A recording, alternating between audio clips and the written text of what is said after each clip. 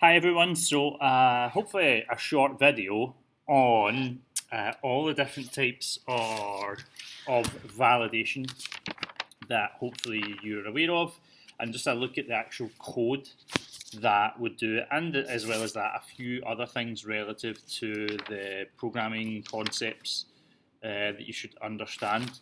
So start off with the type check and length check. Now, I've simplified the type check.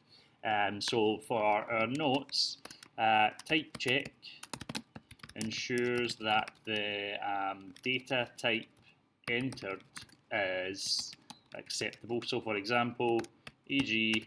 not entering a string when an integer is required. So this code here has that.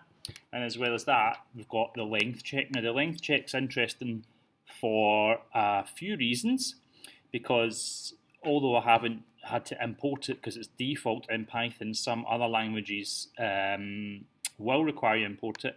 I'm actually using one of the library routines here, a library subroutine, or a predefined function, if you like, that does this work for us, and it checks that the string that we are entering here is 5 characters in length, and the type check comes a little after it, and that's also using one of the library routines, or two, arguably, if you look clearly. It's still using the length part where I'm trying to have a character entered. So you can see for lots of the validation checks that sometimes to actually do it properly, we need to combine lots. Or, for example, in the exam, sometimes you can specify different validation checks that are both equally correct. So again, this one is making sure that the length of the string that we've entered is 1. Again, I could have used a type check to make sure it was a type character. And I'm also using one of the library routines, which checks that that string that we enter here is alpha. So there's a few different library routines that you could use in Python where you can check if it's alphanumeric, you can check it's numeric, but this one here basically just checks that it is a letter. So if we run this, and first of all we are getting the length of the username, so if we put colon M, it's 6, and obviously not accepted.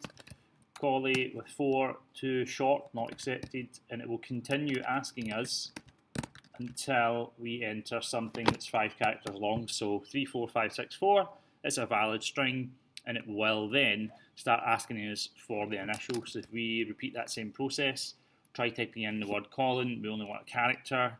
If we type in anything that's not a character, or 1 in length, now 3, you might think that it would accept it, but because of the is alpha part, it will only accept characters between A to Z, both capital and lowercase. And you can see as soon as I hit in an A, this conditional loop that we have here is exited basically, and it stops running. So that is obviously an example of a while do while loop, because it may never execute. So if we run this again properly, and we take our time to carefully type that, you can see there that there's no repetition at all. So the while do while loop is an example of a loop that may never execute, and it's just there just in case someone enters something that's not acceptable. So that's type and length checks. Other checks that we have, we'll leave presence check till last. Format check, and we'll set a challenge for this one here. So if I've determined that user code has to be 6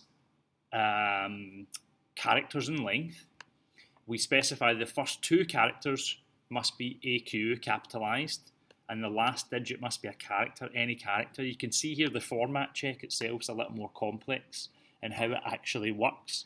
So looking at this here, let's look through the code. We've got a Boolean variable that determines whether something's been input in the correct format or not. And then we have this while do while loop. Now this will always execute in this scenario because I've set it to false here. But again, it still follows that same format. It may never execute depending on the value of this. Okay, so let's look through what happens. Straight away, we ask the user to input their code. We give it a chance, so we set the correct format to true. This means that the loop can potentially end. So we set it to true, then we run it through a various bunch of tests. First check, we want to make sure, is that the length of the string is 6 characters, and we're outputting a message for that straight away. And if that happens to be true, we then set correct format to false, which would force us to enter the code again. So let's just check that part out. So if I type in colon, we know that's short. Calling gmic, we know it's too long. And as soon as we put in something that's 6 characters long, we then move on to the next set of errors, which is the AQ. So if we look at the next part, we're using some of the library subroutines here again. And this one's just built in again to Python, that we can get a substring. So 0 to 2 is a bit like how loops work in Python, that it will give you characters 0, 1, and stop when it gets to character 2. So that gives us the first 2 characters. And again, that's just a simple comparison to check that you've entered AQ for those first 2 characters. So if we do AQ and make it too short, you can see that the first output is still true. AQ with the correct length. We can see, sorry, final code must be a character. And if we try AQ lowercase, you can see in different scenarios, depending on what you put in, it doesn't work. And in fact, if I type lowercase here, it would tell us that it must begin with AQ. We did say capitals. Next part, hopefully you watched a little bit earlier again, using this library routine to check that the 5th index, remember that will actually be the 6th character in that string. Check that it's alpha is true. Check that it's any character, A to Z, both capital and upper and lowercase. And then the next part is a different library routine here we've got of checking that it is digit. We've got this predefined function in the library that checks that the characters from 2 to 5, which is 3 characters long, must be numeric. So those check that they are digits. And again, we get that specific error message printed out to us if it's not. So if we try and put in AQ, we'll test the lowercase, 3 numbers, and then a letter at the end, we can see it must begin with AQ. So if we change the AQ with a character at the end, will tell us that it must be 2 to 5, got to be numeric. We try AQ, and then 3 numbers, and then a final number. It's going to tell us or the wrong message than I was expecting there. And I've just noticed my mistake here. Obviously, it's 3 characters that must be digits. If I do 2 to 6, that's going to give me 4 characters. So that obviously has to be 2 to 5, which is going to give us characters 2, 3, and 4 and the index. And if we run that one again, and now test it, so we do AQ, 3 numbers, and then a letter at the end, we can see that we get the message.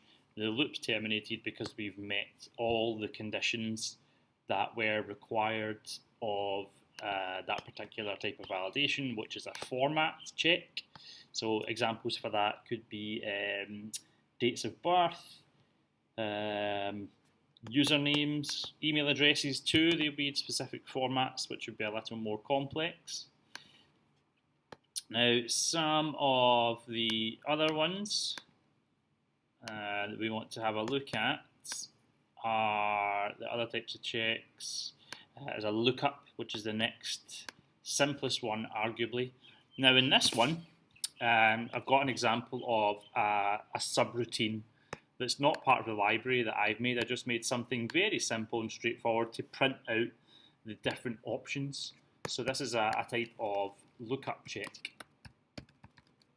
Now, examples you would get for these, selecting year, month, day of birth.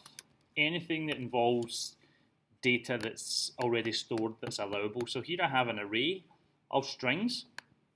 It is length 6 of all the different allowable valid options. straight away, the main program begins here. Even though this code comes first, it's not actually used until we print the options out here. And literally all that will do, if we run it and investigate, you can see it just prints out 1, 2, 3, 4, 5, 6, those options from the list, and then asks us for a valid choice. So in this case, someone might type 1, which would be a reasonable thought to try, but not how this works. The user's having to type in their valid choice, which is probably a silly way to do this. So you could actually improve this better. So you can see we've got the, again, the do while loop. It may never start as long as someone types in a valid choice straight away. If not, then it will just continue displaying that menu and asking us until I type in one of the options that's looked up in that list to see if the data I've typed in is in that list or not. So that's a lookup check. Now the other one that I've got a slightly more complex looking example anyway. I wouldn't worry about this code, you don't have to understand it, but basically it just makes a little GUI using lots of the Tkinter library subroutines that hopefully, if it executes, we should be seeing, not this one, sorry, that's the wrong file. Open recent, we want to run the Tkinter example, this one. So it's the same idea again. Lots of code in here just using library subroutines that basically makes a GUI window that when we run it, it pops up like this. And if we look at both things side by side, you can see presence check example, which is the name of the label. You can see the next part that says type your name here. There's type your name here, so it adds another label. We've got another subroutine that makes our code easier to read. It would be good if I had commentary in here, but basically, whenever we press this button, it calls the method getName, and if they've typed something in, it will display it, and we get different messages using selection statements. So if I click display message, you can see no data entered there. But if I type in a name here, for example, we get a different message being displayed. So some of the examples for that would be someone having to type in their username and password in order to log in. If you haven't typed a password, you would probably get some sort of error similar to this one, saying no data entered. Another good example would be as if you use password input fields to say the fields do not match. So those are good examples of the different validation checks that you would have.